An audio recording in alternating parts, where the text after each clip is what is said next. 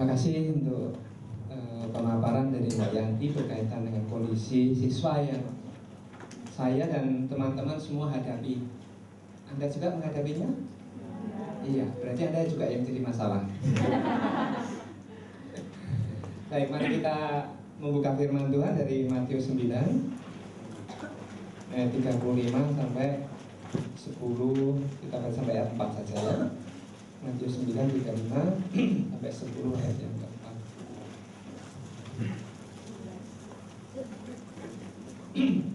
Demikianlah Yesus berkeliling ke semua kota dan desa.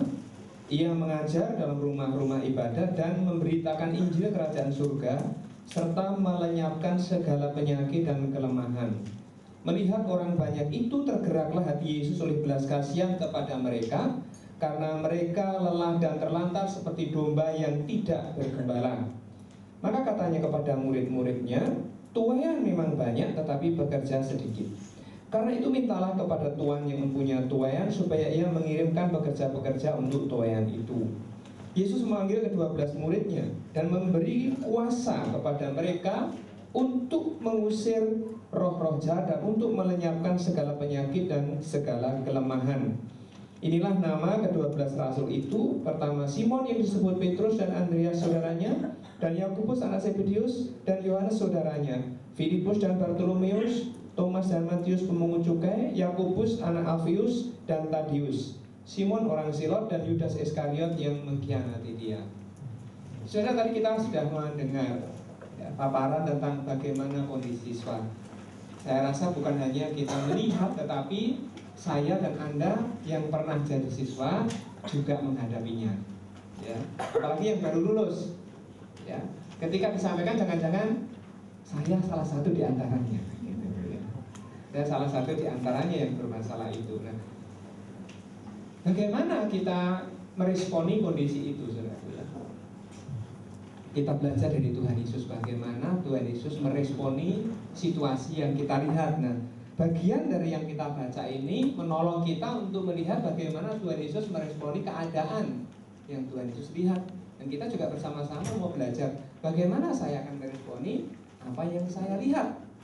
Saudara, kalau kita melihat di bagian ini, ya, kita melihat di bagian ini, Tuhan Yesus dikatakan berjalan dari desa ke desa, dari kota ke kota, dari satu tempat ke tempat lain, ketemu dengan banyak orang, ya, ketemu dengan banyak orang, orang kaya, orang miskin, orang terpelajar, tidak terpelajar, banyak sekali orang yang dia temui, orang dari berbagai tempat.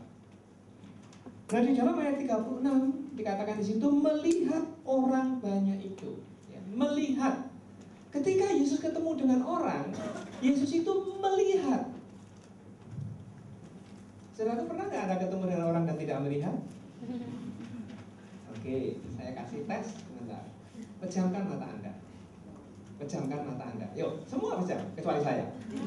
Semua pejam mata. Saya bisa ngelihat sih, nggak pejam mana. Saya hukum nanti. Pejamkan mata Anda. Cet. Oke, sudah ya. Sekarang Anda bayangkan teman di samping Anda pakai baju model apa? Bukan hanya warna dan model apa? Oke, sudah. Sampai modelnya loh ya, maksudnya garisnya dan sebagainya. Warnanya apa? Oke, di samping Anda. Sekarang Anda lihat, buka mata, lihat. Siapa yang salah? Hah? Lah kok banyak? Ya, ternyata banyak ya. Oke, Anda mengerti yang saya maksud? Anda mengerti yang saya maksud? Kita ketemu tetapi kita tidak melihat, ya, melihatnya ya melihat lebih lalu. Artinya kita tidak memberi perhatian yang sungguh-sungguh terhadap apa yang kita temui. Ya. Nah, saudaraku, waktu Yesus ketemu orang banyak, dia melihat, dia memberi perhatian, dia menyaksikan. Saudaraku, penglihatan ini penting. Ya, penglihatan itu penting. Sekarang, waktu Yesus melihat orang banyak, Yesus punya penglihatan bahwa orang yang dia temui itu adalah orang yang patut dibelas kasihani. Karena apa? kondisinya dalam ayat 36b, lelah dan terlantar seperti domba yang tidak bergembala. Itu orang yang dia temui. Orang yang lelah, terlantar, tidak bergembala. Itu yang dia jumpai.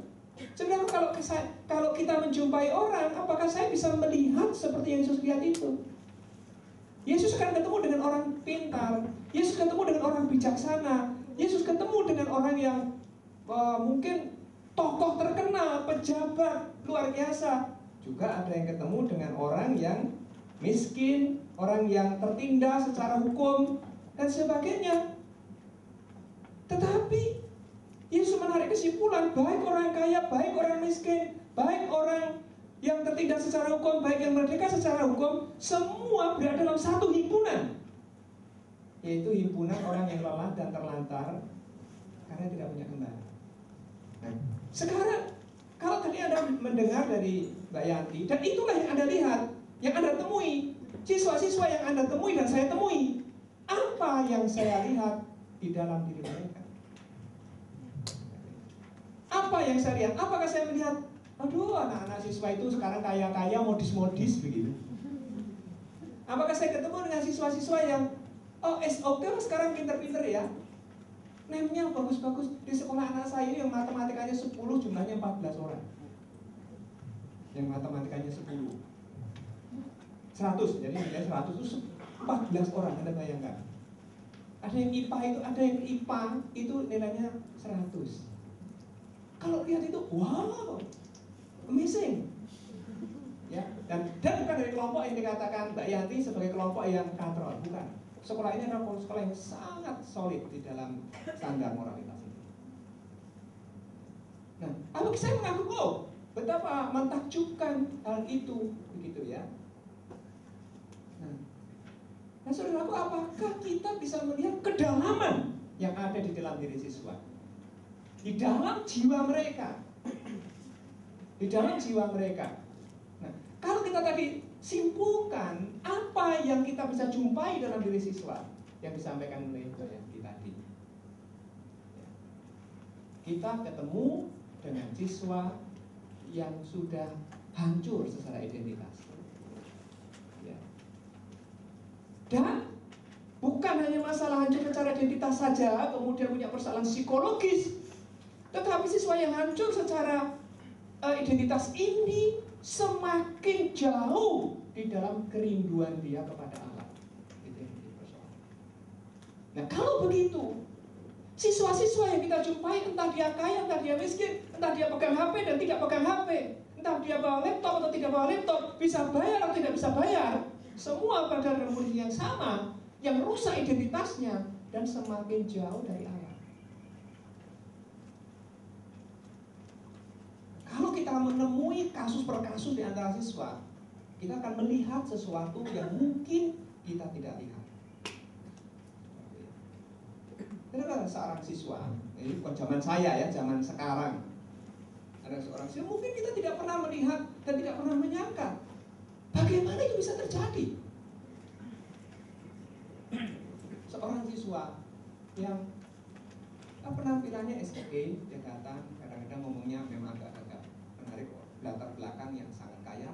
Dia ke rumah Ruper bisa bawa mobil, cukup kaya. Tapi ketika terjadi kedalaman relasi, sudah ketemulah siswa ini hancur hidupnya. Ya, dia kalau maju begini langsung mebet pujian itu langsung wah keringat dingin semua. Ngomongnya tergagap-gagap. Ya, ngomong tergagap-gagap. Mengapa? Apa yang terjadi? Kalau saya ceritakan, saya ceritakan Anda bisa kaget. Satu, dia sudah tidak gadis lagi. Siapa yang melakukan? Jauh di sana? Tidak. Yang melakukan adalah keluarganya sendiri. Hancur nggak? Ya. Hancur nggak? Hancur. Kadang-kadang kita nggak melihat. Itu bukan yang terjadi sekarang sebenarnya. Kira-kira 10 tahun yang lalu. Ya, ini bukan terjadinya pada dunia siswa. Waktu saya mulai di satu kota, satu retreat, ketemu dengan orang yang sangat cantik, smart, bahasa Inggrisnya lancar, ngomong pakai bahasa Inggris sama saya. Bla bla bla bla. Saya gitu. Tapi malam itu ketika saya sama-sama ngomong, terus saya cek keselamatannya, saya uji keselamatannya, saya jelas, kemudian jelas tidak begitu jelas, saya jelaskan Injil kepada dia. Sampai selesai jelaskan Injil itu, lalu dia mengatakan, Mas, kalau Mas Gun bisa memindahkan saya dari kiri ke kanan, pakai istilah jembatan. Kalau Mas Gun bisa memindahkan dari kiri ke kanan, Mas Gun hebat. Kenantang ini malah. Kan persoalannya lah, gue gelem orang. Kamu mau atau tidak? Ya, persoalannya kamu mau atau tidak kan begitu. Tapi dia menantang. Ya bisa nggak menggerakkan saya? Kenapa saya aneh? Kemudian ketika saya merasa something happen, saya mikir. Kemudian ketika bicara lebih lanjut lagi, saudara, ya, saya tahu kenapa dia tidak bisa bertobat. Saya nggak bisa. Sudah banyak pendeta juga anak saya. Kemudian ada sesuatu yang terjadi dan betul, saya tidak bisa bertindak. Kenapa? Bla bla bla ketemu kakak saya meniduri saya pada waktu saya SMP. Orang tidak pernah menyangka bahwa ada sesuatu di dalam jiwanya yang sedang terjadi.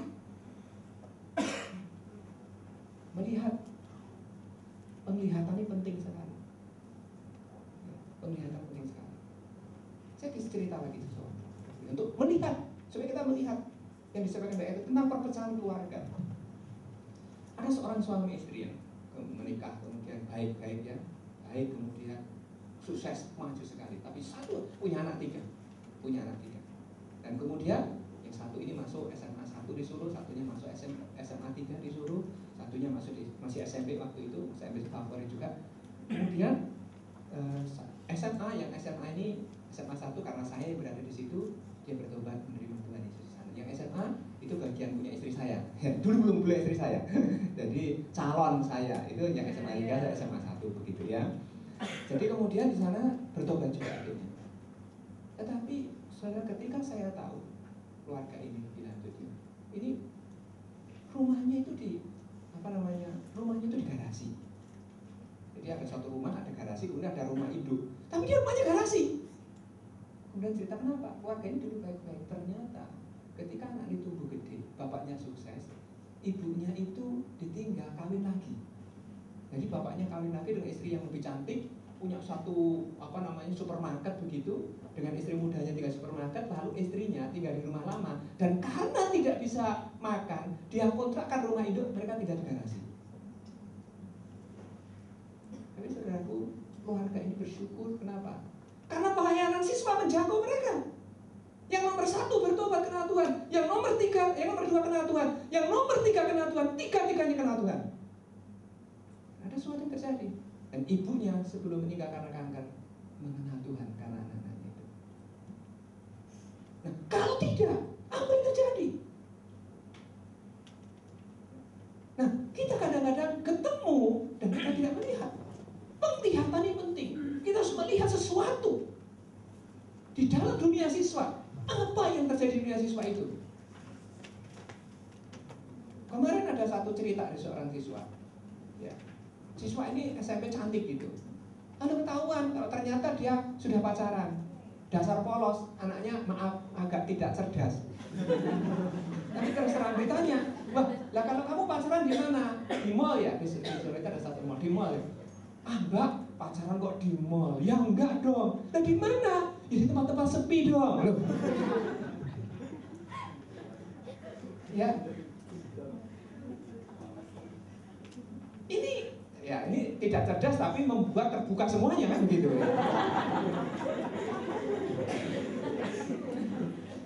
Tapi kalau kita melihat, kita bukan hanya melihat bahwa dia bodoh. What happened behind? Apa yang ada di balik itu? Sudah dunia siswa ketika dia mulai usia 13 kemudian ini adalah produk dari pembentukan orang tua. Dan orang tua yang dikatakan, siswa yang dikatakan stres tadi, satu berasal dari produk pembinaan keluarga yang tidak betul. Dan memang kenyataannya tidak banyak orang menikah ahli pernikahan. Ya, maka Anda harus hati-hati. Anda siap menikah, sudah kepingin pacaran sedemikian rupa, tapi ternyata tidak ahli pernikahan, hanya ahli jatuh cinta. Itu aja yang bisa dilakukan. Tapi kan hanya siap menikah. Ahli tidak tahu caranya menikah, tahu caranya mendidik anak. Saya kasih ujian, bagaimana mendidik anak, lulus enggak? Jadi gitu aja, nanti Mbak Yanti kasih ujian, kamu lulus enggak mendidik anak? Enggak, jadi menikah, gitu aja ya. Biar nangis ya enggak apa-apa. Daripada membuat anak-anak nangis, daripada membuat siswa-siswa itu hancur. Banyak hancur kita kenapa? Karena orang tua tidak punya kemampuan mendidik anak. Apalagi orang tua Kristen pun tidak mampu membawa anak-anaknya mengenal Tuhan. Ini kondisi siswa kita. Banyak anak-anak ini terluka, pandai tapi terluka. Jadi tekanan kepada anak-anak selain pendidikan yang rusak, yang kacau, standar moral yang rendah di antara lingkungan masyarakat, tetapi dari dalam dirinya ada kehancuran oleh karena cara pendidikan orang tua yang tidak betul. Banyak orang yang terluka, termasuk Anda mungkin orang yang terluka. Bukankah kita seringkali tidak punya hubungan yang baik dengan orang tua? Orang tua masuk ke ruang tamu, Anda masuk ke ruang makan. Orang tua masuk ke ruang makan, Anda ke ruang tamu. Kalau ke situ lagi, Anda masuk ke kamar, kalau punya kamar. Kalau tidak punya kamar, dulang, ya kan?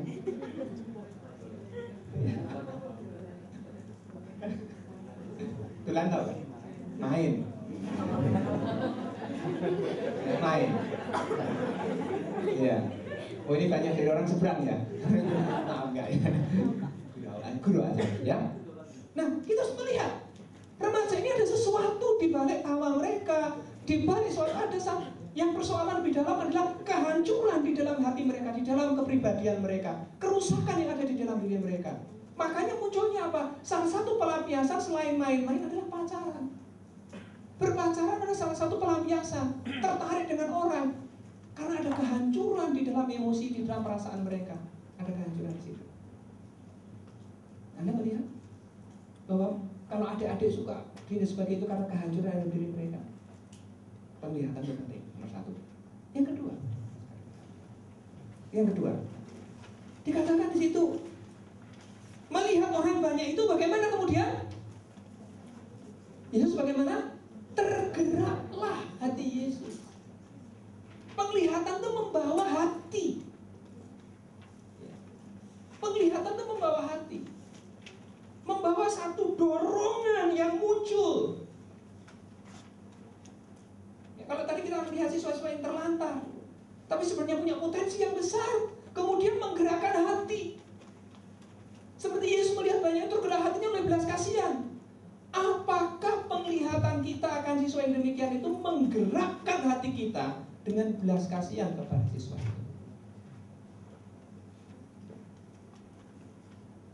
Menggerakkan siswa, menggerakkan hati kita. Mengapa hati kita harus tergerak melihat siswa-siswa yang demikian? Saudaraku ya, kalau Yesus tergerak, mengapa saya tergerak? Dia Tuhan, kenapa saya manusia harus tergerak? Saudara, kalau saya dan Anda di sini harus tergerak, mengapa? Yang pertama, mestinya kita tergerak karena kita sendiri sudah mengalami keindahan hubungan kita dengan Allah. Orang yang mengalami keindahan hubungan dengan Allah dan tidak tergerak melihat orang lain yang punya masalah karena akibat hubungan yang tidak baik dengan Allah, maka dia patut dipertanyakan pengalamannya dengan Allah itu. Kalau saya bertemu dengan Tuhan, saya merasakan keindahan itu, maka saya akan tergerak ketika melihat siswa yang sedemikian itu, yang sebenarnya persoalannya adalah karena mereka tidak punya gembala.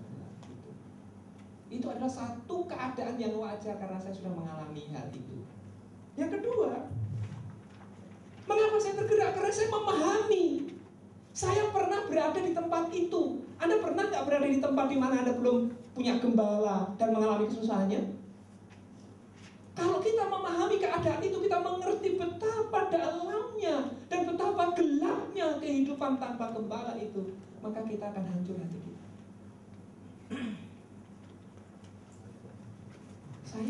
Saudaraku, Anda tahu nggak? Kondisi pendidikan kita yang terjadi pada usia sampai 6 tahun, ya. Kalau belajar psikoanalisa, orang belajar mengerti bahwa hidup itu berhenti pada usia 5 sampai 6 tahun. Kenapa? Karena seluruh perjalanan hidupnya kemudian itu akibat dari 6 tahun yang pertama itu. Nah, saya juga punya pengalaman seperti itu. Dan saya bersyukur karena saya mengenal pelayanan siswa. Kenapa? Saya tinggal dengan keluarga om saya, tinggal di belakang, tidak dididik secara benar. Satu hari malam-malam saya ditinggal pembantu yang ngomong saya, yang memelihara saya, sehingga sekitar jam 1-12 malam itu saya sendirian di rumah. Dan saya takut gak ada orang. Kemana? Semua tidak ada. Saya menangis malam-malam keluar dari rumah itu, mencari pembantu saya tadi yang memelihara saya. Jadi sekaligus saya ikut, saya ada pembantu yang menemani saya, sekaligus jadi pembantu om saya. Tapi saya seperti anaknya. Dan bulan-bulan saya nangis, saya mencari. Dan ternyata saya tinggal tadi di Wonogiri, ada wayang kulit di kabupaten. Jadi saya nyari, kabupaten penuh. Dan saya panggil pembantu saya tadi, tidak ada. Dan saya pulang. Saya berada di atas tembok. Dan saya menangis di situ. Malam itu saya merasakan kesepiannya. Kesepian itu mengganggu hidup saya. Kalau malam saya mendengar lagu keroncong, saya tergores hati saya. Dan itu lama. Berapa banyak orang yang punya luka-luka seperti itu. Mungkin Anda juga masih punya luka-luka seperti itu di dalam hidup Anda. Kehidupan seperti itu. Karena saya merasakan betapa teririsnya tanpa gembala itu. Dan saya kemudian ketika saya ketemu, maka saya dimerdekakan dari kondisi seperti itu. Dan sekarang anytime ada lagu keroncong, saya sudah oke. Ya, pertama kalau jam 10 malam lebih dulu ada lagu keroncong, saya menangis. Saya teriris. Dan sekarang saya oke, tidak apa-apa. Kenapa? Karena saya mengalami kemerdekaan dan saya senang. Ya, saya mengalami hal itu. Dan kemudian mengapa saya perlu punya hari berkasih? Karena itu wajar orang diselamatkan. Karena orang diselamatkan pada 1 Petrus 2:9-10, dia dikeluarkan di tempat yang gelap supaya memberitakan perbuatan yang besar. Mestinya hati kita tergerak melihat siswa-siswa yang demikian. Nah, kalau sudah tergerak bagaimana? Anda lihat, melihat orang banyak itu tergerak hati Yesus oleh belas kasihan kepada mereka karena mereka lelah dan terlantar. Apa yang dilakukan Yesus? Ayat 35, Yesus berjalan dari desa ke desa, dari kota ke kota untuk memberitakan Injil kerajaan surga serta melenyapkan penyakit dan kelemahan. Sebenarnya itulah yang kita lakukan. Untuk apa? Karena kebutuhan yang pertama adalah kebutuhan mereka akan Injil. Siswa-siswa membutuhkan Injil. Apapun kondisi mereka, mereka membutuhkan Injil. Dan kita yang tergerak, pertama-tama kita harus memperkenalkan siswa itu dengan Injil kerajaan surga. Itu juga kita. Mempertemukan mereka dengan gembala yang agung. Tetapi bukan hanya itu. Dikatakan melenyapkan segala penyakit dan mengusir setan-setan. Tapi Mbak Yanti juga menceritakan, siswa punya persoalan, ada stres dengan pelajaran. Kita perlu menolong siswa, memperkenalkan Injil kerajaan surga, tapi juga dengan menyelesaikan kehidupannya. Persoalan-persoalan itu. Saudaraku, saya tadi cerita 3 orang tadi ya. Yang 1 orang itu adalah orang yang memang saya tolong dan saya memberikan hidup saya kepada dia. Bertahun-tahun kami tidur bersama, bertahun-tahun kami bermain bersama, bertahun-tahun kami bergaul bersama. Termasuk pada waktu ibunya mau meninggal, saya sebelum memang nggak pas meninggalnya, tapi hari-hari menjelang ibunya meninggal, saya di samping ibunya dan saya mendengar keluh kesahnya. Apa yang ada dalam kepahitan itu membimbing siswa, seorang pelayan siswa, bukan hanya ngurusin Injil, tapi seluruh kehidupan. Jadi pada waktu itu ibunya meninggal, ada puji-pujian yang agung sekali dalam pemakaman itu. Itu yang dilakukan. Kita harus menyelesaikan persoalannya dan harus ada orang. Dan kalau tidak, maka si jahat yang akan mengambil dia. Harus ada orang yang terjun memberitakan kerajaan Allah, tetapi juga memberikan hidupnya kepada siswa-siswa itu. Bukan hanya dari jauh mengajar, bukan hanya preaching semacam ini, tapi ada orang yang ada di antara mereka, di samping mereka, menyampaikan Injil kerajaan surga, tetapi juga menemani mereka untuk menyelesaikan persoalan-persoalan hidupnya. Apakah persoalan kepribadian, apakah persoalan sosial, dan sebagainya. Harus ada orang yang melakukan itu. Dan kalau tidak, maka siswanya akan diambil oleh si jahat. Siswanya akan diambil oleh si jahat. Harus ada orang yang berjuang. Apakah Anda mau berjuang untuk mereka? Atau Anda membiarkan dunia itu mengambil siswa? Semakin dihancurkan siswa itu? Nah, yang kedua apa yang dilakukan? Yesus berkata kepada murid-muridnya, Tuhan memang banyak, pekerja sedikit kalian itu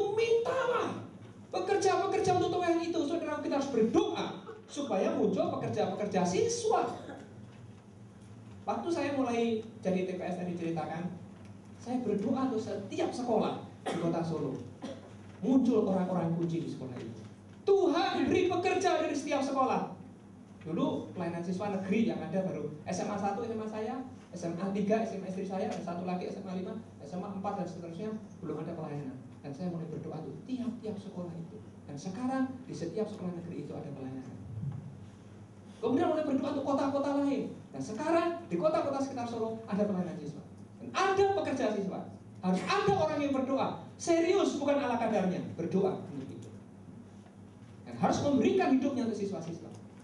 Yang ketiga, apa yang dilakukan? Di dalam ayat pasal 10 dikatakan, Yesus memanggil ke-12 muridnya dan memberi kuasa kepada mereka untuk mengusir roh jahat dan untuk melenyapkan segala penyakit dan segala kelemahan.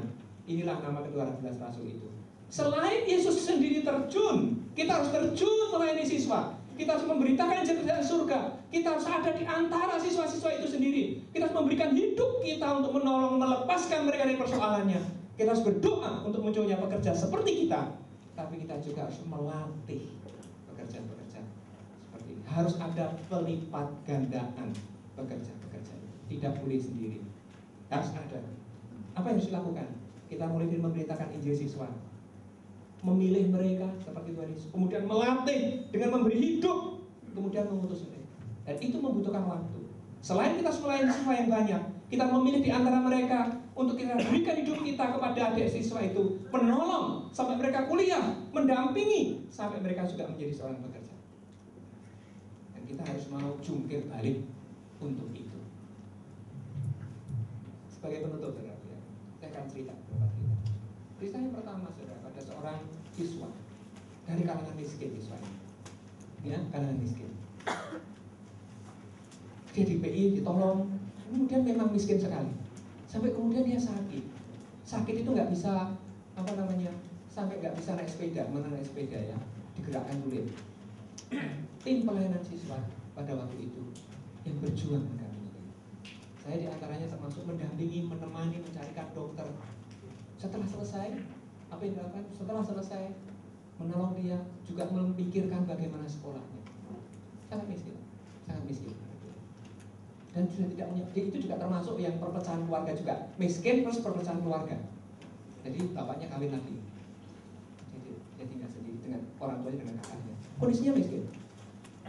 Nah, sampai kemudian dia tidak bisa kuliah juga. Kita juga harus memikirkan bagaimana kuliahnya. Dan akhirnya dia bisa kuliah. Dia bisa kuliah. Pelayanan harus mendukung dia. Pemimpin harus mendukung dia, mendampingi dia sampai dia bisa kuliah. Kemudian dia lulus jadi guru. Ya, terus dia pernah kerja jadi semacam OB di Ruper. Sambil dia kuliah jadi OB di Ruper Perkantas Solo. Kemudian jadi guru. Karena sudah jadi guru, udahlah berhenti, jangan jadi OB. Masa jadi guru juga OB, nanti kalau lewatnya nyapu di depannya, kemudian dia lewat, oke, dia berhenti. Apa yang terjadi setelah itu? Hari ini setiap tahun dia 2-3 kali ke Korea. Ya, karena dia menjadi salah satu pimpinan HRD di satu perusahaan elektronik Korea yang besar di Indonesia. Dan kalau melihat itu bagaimana? Itu pelayanan siswa. Itu pelayanan siswa. Pelayanan mengubah seseorang yang hancur hidupnya tuh bisa balik untuk menjadi seseorang yang berarti. Tapi harus ada orang yang memberikan hidupnya bagi pelayanan siswa dan bagi siswa-siswa. Bukan sekedar ngomong, bukan sekedar khotbah, tapi hidup di antara siswa itu, memberikan hidupnya, menyerahkan hidupnya menjadi biji gandum yang jatuh ke tanah, mati untuk siswa-siswa. Tidak boleh hanya pelayanan ala kadarnya, tidak boleh hanya begini-begini saja, tidak. Harus ada orang yang memberikan hidupnya bagi siswa-siswa. Yang terakhir, cerita terakhir, cerita diri saya sendiri. Jawa Timur ini menarik. Kenapa? Karena saya menyerahkan diri di Jawa Timur untuk melayani siswa. Sudah aku tahun 84, ya, saya masih di pelayanan siswa. Kemudian saya ikut satu komisi pemuda di Batu Malang di Indonesia. Saya bergumul karena pada waktu itu saya pengen sekolah teologi, pengen banget IDIKA, ya, pengen banget IDIKA. Terus, tapi kemudian pada waktu saya saat teduh, saya membaca Yohanes 12 ayat 24. Saya waktu itu udah di Gajah Mada. Yosua pasal 24. Dalam waktu membaca Yosua 24 dikatakan, jika seseorang tidak jatuh ke tanah dan jika seseorang tidak menjadi seperti biji gandum yang jatuh ke dalam tanah dan mati, dia tetap satu biji saja. Tapi kalau ia mati, dia akan menghasilkan banyak buah. Ketika firman Tuhan itu saya baca saat teduh pagi hari itu, Tuhan mengatakan, siapakah yang mau mati bagi siswa-siswa di surga? Saya sudah ditolong siswa, tapi siapakah yang mau mati di pelayan siswa di Solo? Yang pertama. Tapi yang kedua, siapakah yang mau memuridkan siswa-siswa di Solo? Ada dua pertanyaan itu yang menurut saya. Dan hari itu, pagi itu saya datang kepada Tuhan. Tuhan, sekolah teologi dan sekolah tidak sekolah teologi bukan yang terpenting bagi saya lagi. Tapi hari ini, saya mau mati bagi siswa. Saya memberikan hidup saya pulang dan saya mau pindah ke Solo. Saya keluar dari Gajah Mada, saya mundurkan, saya dari Gajah Mada, saya pindah ke Solo. Dari Gajah Mada pindah UNS. Di UNS lagi celakanya, saya hanya keterima D3. Semua orang akan kaget melihat saya, teman-teman saya. Tapi saya sudah ambil keputusan untuk siswa. This is my life for students. Dan tahun 84 ketika saya menyerahkan diri, ternyata tahun 84 itu masuk sekolah di SMA 1 Solo itu orang-orang yang Tuhan pakai. Saya menolong siswa-siswa yang Tuhan pakai itu. Tahun 86 mereka lulus. Satu orang di antaranya sekarang menjadi full time staff salah satu organisasi Kristen yang besar di Indonesia. Satu orang lagi menjadi pendeta dan menjadi sekretaris sinode satu gereja yang besar di Indonesia ini. Yang ketiga menjadi seorang trainer di satu perusahaan asuransi besar di Indonesia. Yang satu menjadi kepala PNPN Mandiri provinsi. 4 orang ini hasil penyerahan diri kepada Tuhan karena pelayanan siswa. Kalau hari ini Anda menyerahkan diri kepada pelayanan siswa dan menolong mereka, Anda akan melepaskan mereka dari persoalan. Tapi 20 tahun lagi Anda akan melihat orang-orang yang menjadi sesuatu yang berarti.